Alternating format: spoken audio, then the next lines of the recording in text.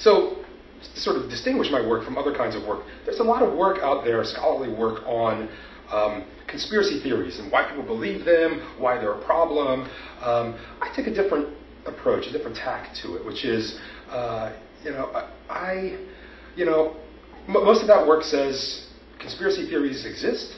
They, we know we can define them very easily, and that they're always a problem. So I didn't necessarily adhere to any of that. My questions are, if these things called conspiracy theories exist, do we always know what they are when we see them? How do we define them? It's a little messier than we thought, and why do we always think of them as problems? So to phrase it differently, while a lot of people, researchers, have examined why people believe something, my research begins to look at almost like what are the blockages for people to believe in things, especially sort of very skeptical kinds of stories like conspiracy theories. So it's really not even about conspiracy theories. It's about these institutions and social agents who are concerned with this thing called conspiracy theories. So the most interesting thing for me, having said all that about what my research is how persistent the phenomena and pervasive the phenomenon has become. So when I started, it seemed like these were still kind of very small, marginal groups interested in pursuing conspiracy theories and such. And then, as time went on, things like the Oklahoma City bombing happened, which thrust all this kind of conspiracy theorizing, conspiracy research into the spotlight. And then things like 9/11 happened, and people began to investigate that, and that was also considered a conspiracy theory. So I was fascinated, and I still am, about how pervasive and persistent the phenomenon is. All three presidential administrations have come out against conspiracy theories, and have, so it crosses the political spectrum about how people, take these things on. They all had, ways of, setting up laws against and executive actions against certain ways of thinking. So this really, drives me, because I think my real interest in all this work is the conditions of dissent today. Like, what are the possible ways that people can produce dissent in the U.S., especially? I focus on the U.S. And, what are the kinds of blocks and the ways that kind of dissent or that kind of research is being regulated? So I think what keeps me interested in it and keeps me surprised is how much this flourishes. Before, you had to really kind of search for conspiracy theories and their detractors. Now, you turn on the news, you click on any blog link, you watch entertainment, and there's some element of conspiracy theorizing that's coming into play. So I find it that there's always more to talk about when it comes to conspiracy theories. I was always fascinated with the debates within the conspiracy community itself. So you have a divide, for instance, in people who say, we never went to the moon, right? And the other side that says, we went to the moon and we discovered alien life forms and it's been covered up, right? So I think it's fascinating to see, that there's no sort of agreement even about that. Both of them seem, wildly speculative, and how are people going to investigate any of these? But then, as it turns out, right, that there's strong debate in the conspiracy community about which one of these happens. So I think the most surprising thing for me is, in terms of the extremities, is how many almost any narrative, any story can be produced, but then there are also people in that community who will fight it. So there's, the very same event has two very strong, sort of skeptical theories about them. So that's probably one of the most fascinating things, intriguing.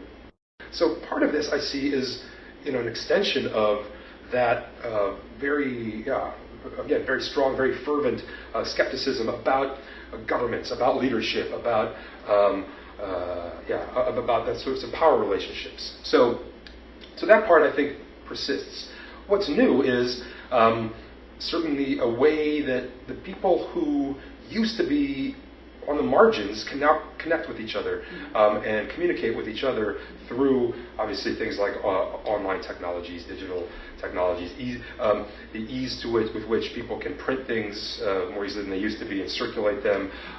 So the kind of way that any movement or any group can now really extend its connections to others has really been a symptom of the last 20 years. So I think that's part of it, the kind of the technological conditions and affordances that things like that have. But then also, I think with that, I think people are also lately, in the last, again, 3 administrations, the last 20 years, 2 decades, I think people are becoming increasingly frustrated with a kind of secrecy that happens within the government.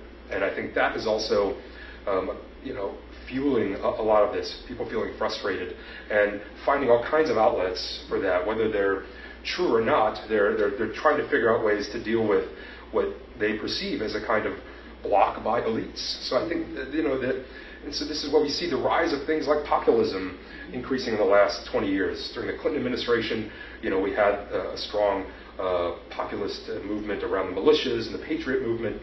And now again, with things like the Tea Party, we're seeing a kind of revival of some of that. And both of those groups used something called conspiracy theories in different ways. Now, it doesn't mean it's only a right-wing phenomenon. The left can easily be perceived as having some of the similar things, especially during the Bush administration. But I do think that there's a kind of growing frustration and also a kind of growing sense of a kind of populist power that's happening, and a lot of that, I would say, is due to the communication technologies that allow people to connect.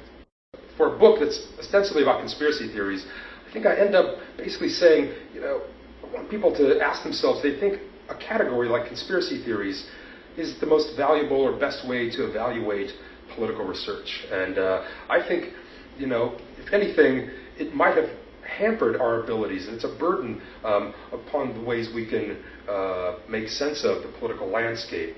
So once we liberate ourselves from a term like conspiracy theories, we can ask other questions, I think, that are more fruitful, like, what are the kinds of dissent that we would like to encourage? What are the limits to the skepticism that we hold? What kind of skepticism would we like to encourage as well? And what do we do with an emergent network of investigative researchers, right? So what we're seeing is, people trying to investigate historical activities because they feel like the newspapers have failed. They feel like the government bodies of investigation have failed them. So we have this sort of burgeoning network of researchers. How do we want to address that without immediately just, saying, these people are irrational or that. So almost, the takeaway point is almost, to think again if conspiracy theories is the best way to think about people who are skeptical and creating research based on it.